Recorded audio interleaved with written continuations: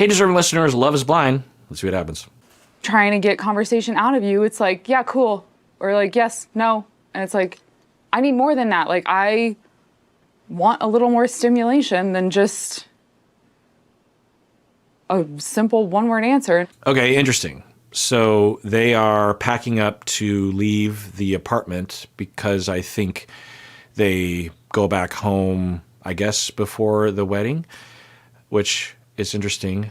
Or maybe it's just more convenient for them. Like they could stay in the apartment past the wedding, but, it makes more sense to pack. Anyway, so they're packing up, and I'm curious why the cameras are there to watch them pack up. Because the impression is the cameras are always there, but they're not. They're only there on scheduled times. But anyway, so he did seem to be a little, both of them honestly seemed to be a little tired or just not in the mood to, because you can't be in that mood all day long, or at least most couples can't. Anyway, but she goes to him and she's like, I need more than I don't know. I need more than, I need more stimulation. She says stimulation. So I wonder if this must be something that has been happening, I would imagine. Say something. No. Why you I don't know. I don't know what to say. I mean, sure, we've been doing things, but the conversation has been like next to nothing. Okay. So there are other ways that she could open up this conversation. I think what she is saying is that he's been distant, and she's, asking for things. But I can imagine him thinking like, why am I being criticized? It's not overt, but there's different ways that so we can use this as jumping off point. Most couples, if not all, will have moments like this where you just feel neglected by your partner, especially further in, but maybe right away. And how do you communicate it? How do you notice it? What should you say? Well, the principles of how to open a conversation is to be tentative, to not be accusatory, to be vulnerable, to talk about your feelings, and to talk about your primary feelings, which are almost always hurt or fear. So it makes sense that for her, she could say something, and we talk about I statements and stuff like that, which are fine, but honestly, it's more important to understand the principles than to understand like the format, because people can misunderstand or abuse the format, but you can't really abuse the principles if you really understand them. So I don't know what was happening for her, but I'm guessing that she was noticing that he was being quiet and distant. Maybe he was, maybe he wasn't. He kind of seems like that in the moment.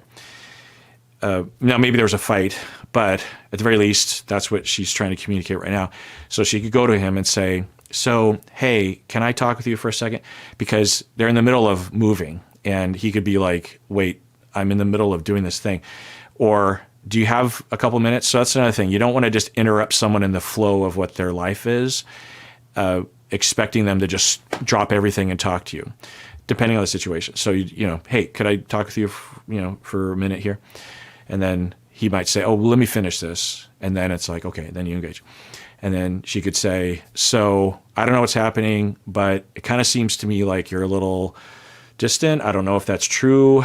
I am worried. I don't know if I'm just worried about the transition, or I'm too sensitive, or I need too much, or I don't know, but it just feels like there's some distance or tension. I don't know. I'm just getting kind of worried, and I don't like this feeling.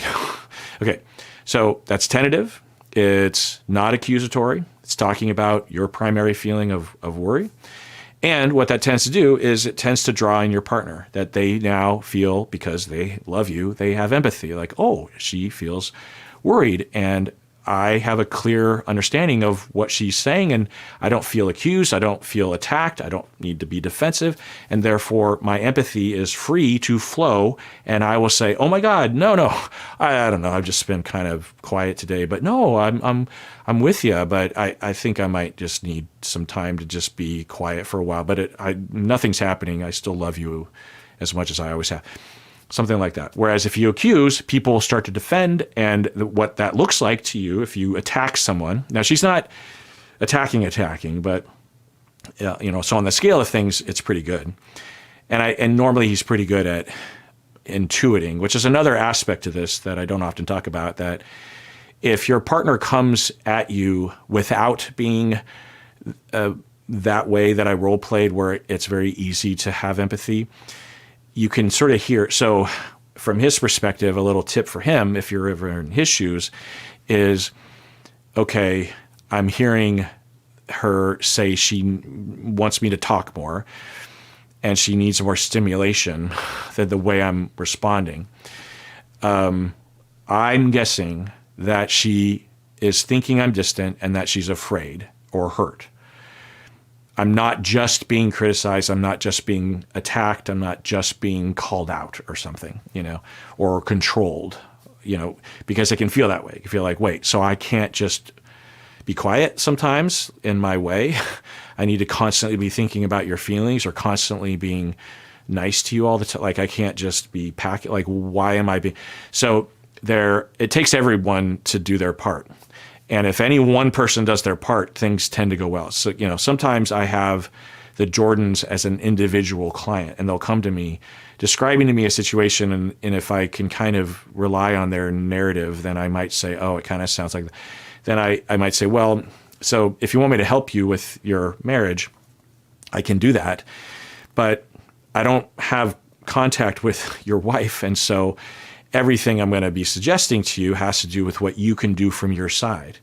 Do you want me to do that? And if they say yes, then I say, okay, well, here's what your wife, I think, the best question I can ask that I don't always remember to ask is, what do you intuit your wife was feeling?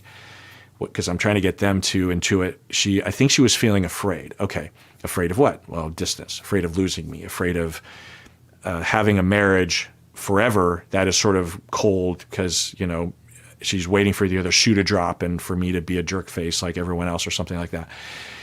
And okay, so you can see that because, if he doesn't understand that and thinks, well, she's just controlling or she's neurotic or something, that's a different perspective and probably not accurate anyway. So then I would talk with him about his side of what he can do. I've had this conversation many times, what he can do to intuit what she's feeling.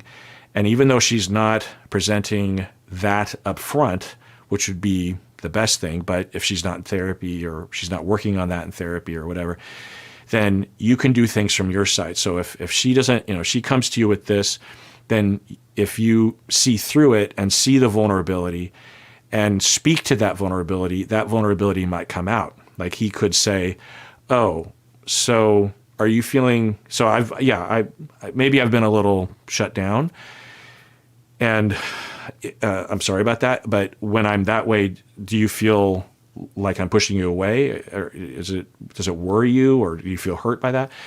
And then she would say, well, yeah, and then so your attention, what you're paying attention to, or what you're intuiting, what you're surmising, your interpretation will dictate potentially what you say, and therefore can get you on track to, working things out. But let's see what he says.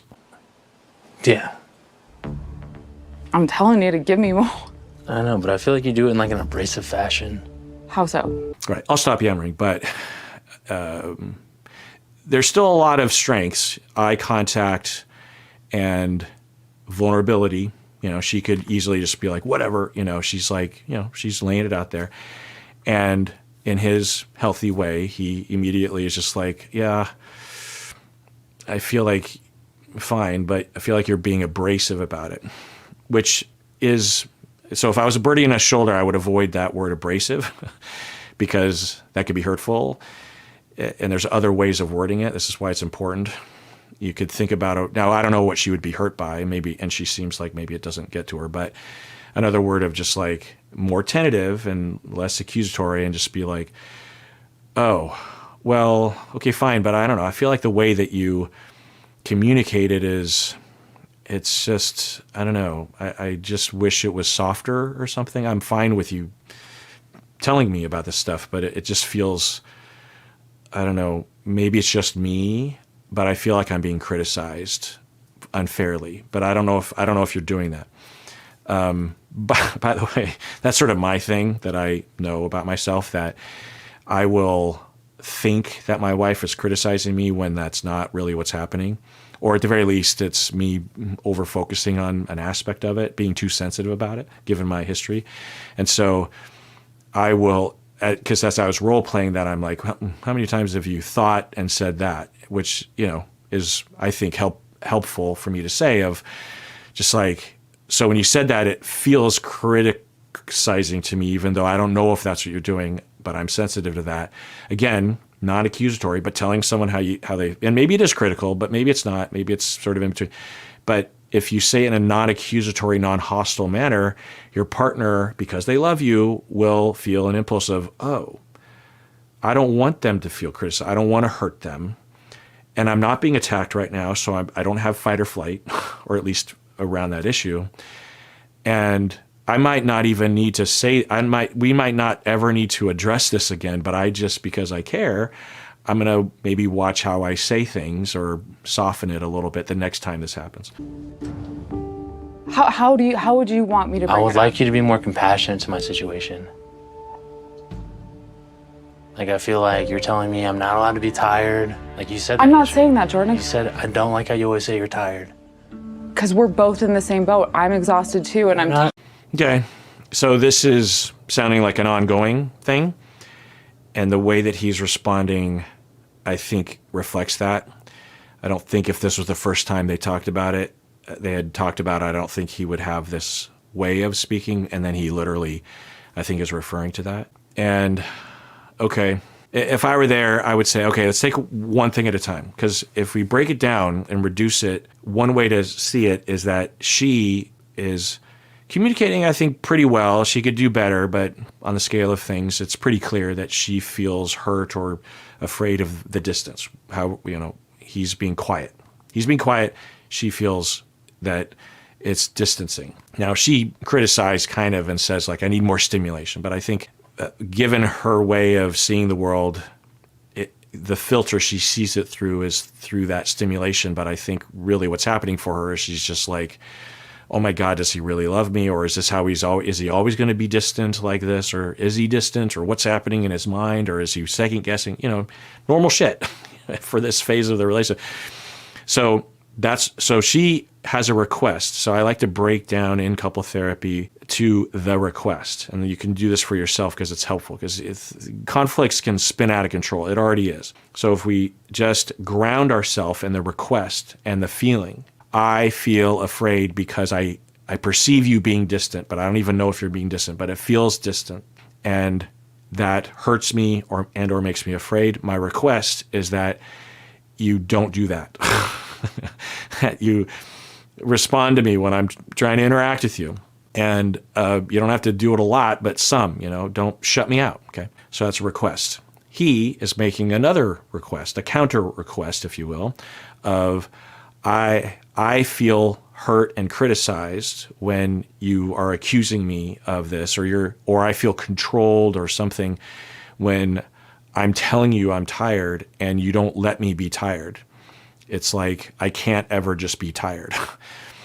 And I feel controlled or hurt or disrespected or not understood or I'm not allowed to get my needs met when I need to just sort of shut down or something.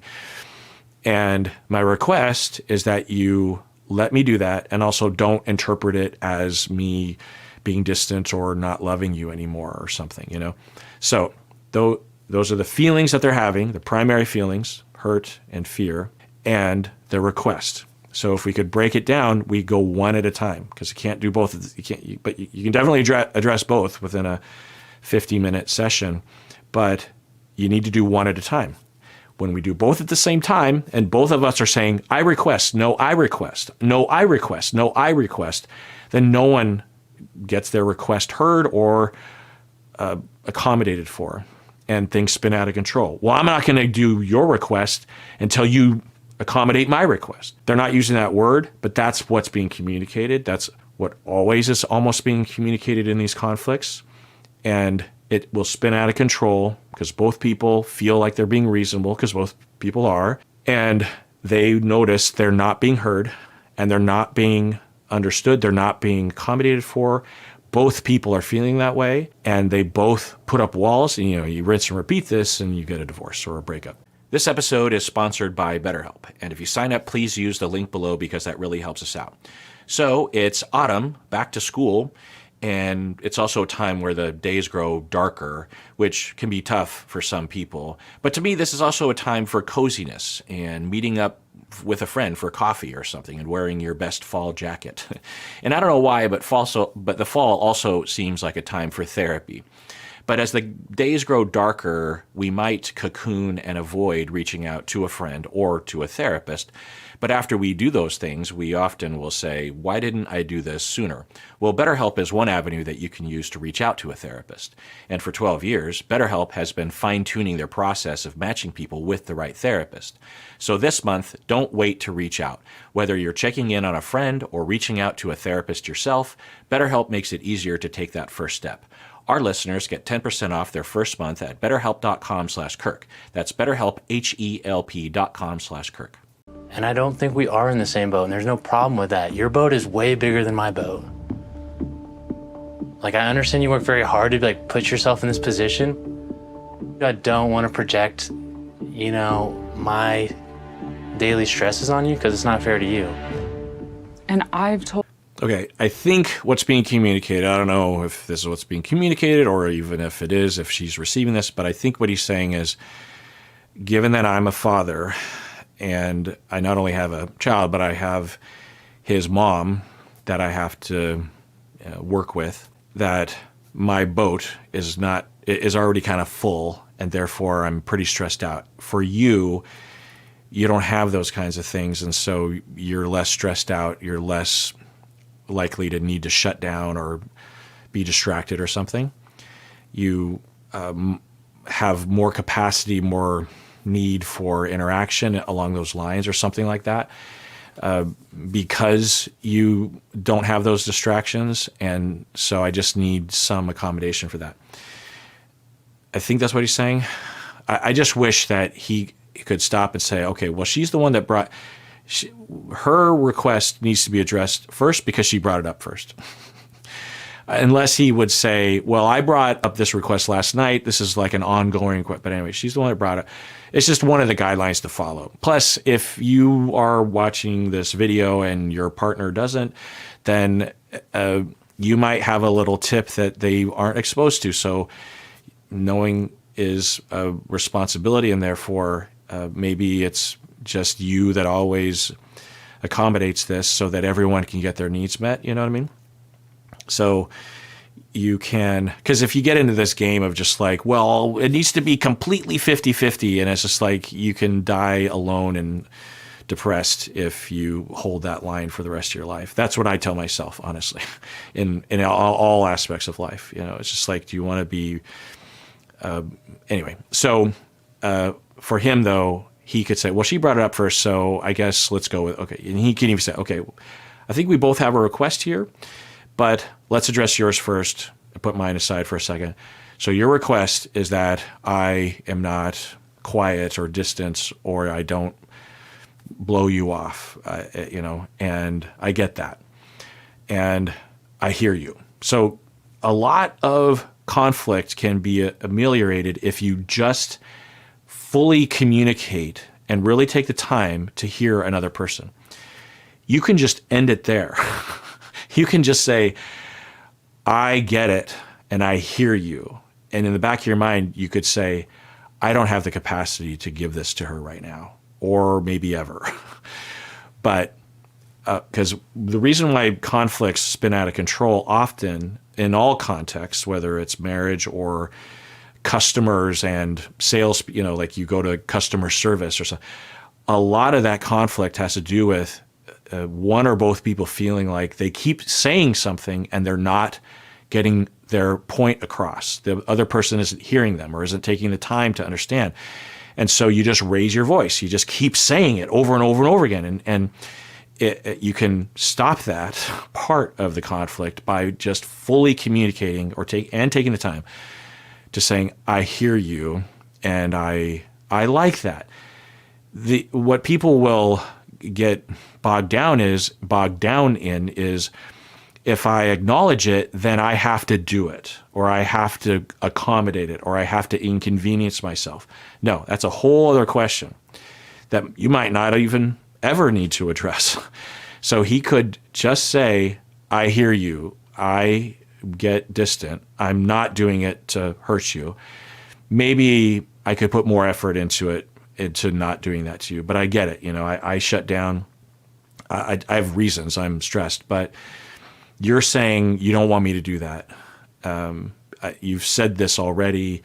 You're saying it right now. And I completely hear you. I think do I have that right? That you came to me and said something, and I just gave you a one-word answer. Am I hearing right? And she'd say, yeah, that's what I'm saying. Then you could say, you could say, I hear you. And then you just kind of wait and see if that's all that needs to happen, because that might be all that needs to happen. Or you could follow it up with by saying, I don't know if I have the capacity to address that right now because I'm stressed out, but I'll work on it. I get it, But right now, I think I just need to shut down. And maybe she wouldn't be okay with that, but maybe, you know what I mean? So if you, and it's so hard for people to do this step, I swear to you. It's so hard. It's weird how hard it is for people with their spouse that they presumably love to say, I hear you. Do I understand you right? It's so hard to do that. It's vulnerable. And we have this cultural nonsense belief that if I acknowledge it and I empathize with it, I have to therefore accommodate it, or I have to admit they're right or something, or they win the fight because I am agreeing that their point is good or fine or something. And it's such a destructive idea. You can absolutely hear someone and in your head, and maybe later on tell them, you don't agree with any of it. You can get into that later. But I imagine that he does agree with it. Now, he might not agree with the notion that he has to accommodate her in this moment because he might be really stressed out, but that has to do with his request. Remember, that was her request and then once she is okay and relaxed and heard, and she no longer feels like she has to raise her voice, she's not, but double down and you don't get it. As soon as she feels satisfied with that, then he could say, okay, now can you understand my request? And if they both give that to each other, then the conflict is over. I would love to learn more about your work. I want to learn that side of you. And I get if you don't want to talk about it, but that is a huge part of your life, is what you're doing at work. I'm just grasping at straws trying to find things to talk about with you sometimes. Okay, well, that sounds more across the board, that it's not just when he's stressed out, that it's a general complaint, which could be a compatibility thing, could be a deal breaker, which is sad to think about for the two of them. But that could just be the way that they're operating, and something that you would tend to find out if you didn't rush towards the altar like they do on the show. Not that it isn't workable, right? But this sounds more systemic, more just like his normal operating mode, his cruising mode. Now, another possibility is that he wants to open up. He wants to have someone in his life around his stresses and just talk about them. But he's just never been in a relationship where that was possible, and he's learned to contain it because he's had to be that way. Because generally speaking, we want to involve our spouses. Now, there's also a thing called introversion, which isn't really involved. Some people will think this is introversion of just to not talk about your feelings. That's not really what introversion is. Introversion has to do with stimulation, and maybe that's why she even used the word stimulation. It can have to do with that. I'm going to do a whole deep dive on introversion. I've been working on it for a while because there's a lot of misunderstanding about it. Anyway, but at the very least, there's preferences, and they're exhibiting a different preference here. Sometimes I just want to sit next to you and watch a movie. And I don't know if that's a deal breaker for you, or... It's not a deal breaker if it's every now and again, but Okay, so he's clarifying, and that's good. And normally they're pretty good at communicating, and they're doing pretty well right now on the scale of things. No name calling, no calling someone a bitch, for example, no mocking each other, that kind of thing, no interrupting, and there's a back and forth. and there's calm. Now he did say deal breaker. If I was a birdie on his shoulder, I would avoid going that far with it. If he's worried it's a deal breaker, he could say that. He could say, it's just another tip to think about. You hear that sentence, it's like, well, if it's a deal breaker for you, it's a deal breaker. That's a different thing than what might be happening in his heart, because that is what I even was kind of alluding to that earlier. It's like, are we seeing a compatibility thing? Meaning deal breaker stuff. So he could say, I don't want this to be a deal breaker. Is it a deal breaker? I don't want to lose you. That kind of real talk, vulnerable talk. Or are you saying this is a deal breaker? Because I don't want it to be, but if it is, instead of just like, well, if it's a deal breaker, it's a deal breaker. Because what that can communicate is, I don't care about this relationship. Tell me, are we in or are we out? What it can communicate is, I don't care about. You just have to tell me yes or no, but I don't think that's really what he's feeling. I struggle with that. Especially. So I keep interrupting, but I just want to point out that's a positive thing. I struggle with that. I am positive that she has a part of her that wants to say, you are a jerk face, or you're distant, or you shut down, or some accusation, something like that. I'm guessing. I don't know, but typically people will say things like that. Or you are withholding, or you're a typical guy. I don't know what people would say, but there's various different things. That's not what she's saying at all. She's saying, I have an issue with that. And you could solve so many problems and conflicts if you do that. Even if your partner doesn't do it, it can really help things, but it's best if everyone does it.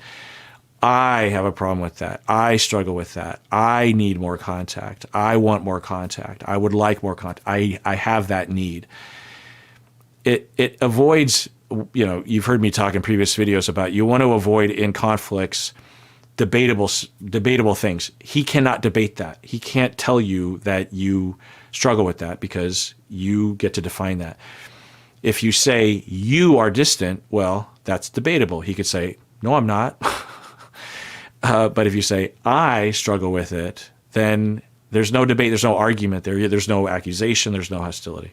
When our whole relationship in the pods was based off of conversation, and like, I fell in love with you because of your jokes and like what we talked about, and that it was fun and easy. And then to go from that to like almost nothing. Okay, so I don't know if she's just in a state and she is exaggerating, or even just thinking in an exaggeratory way of it being almost nothing, or if it is almost nothing. We wouldn't know because the camera isn't around all the time. That's what she's saying. But if it's true, which I'm guessing it's not, because if it was literally nothing, I'm guessing she wouldn't even be wanting to be with him. But I don't know. But maybe he's hearing not literally nothing, but that, yeah, he's been a little stressed out lately or something. Yeah. All right, well, that does it for that episode. Everyone out there, please take care of yourself, because you deserve it. You really, really do.